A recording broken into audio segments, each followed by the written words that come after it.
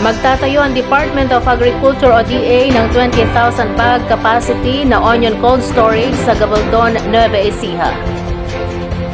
Pinondohan sa ilalim ng High Value Crops Development Program o HVCDP, ito ay pakikinabangan ng mga magsasaka ng sibuyas ng Dupinga Sierra Madre Irrigators Association sa Barangay Tagumpay.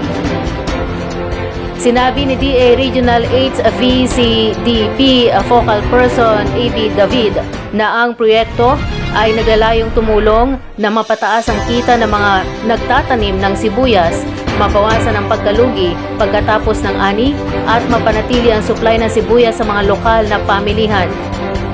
Kasama sa proyekto ang pagbibigay ng 100 na pirasong papag at 1,000 piraso ng plastic crates na nagkakalaga ng 1.2 million pesos.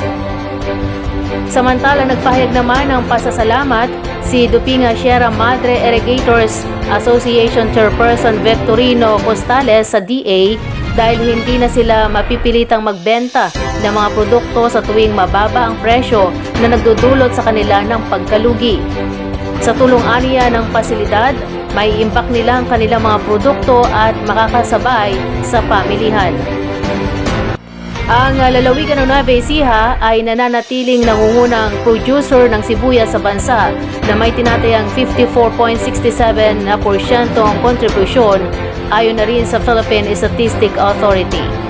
Katumbas ito ng 138,028 na metriko toneladang kabuang dami ng produksyon noong 2023.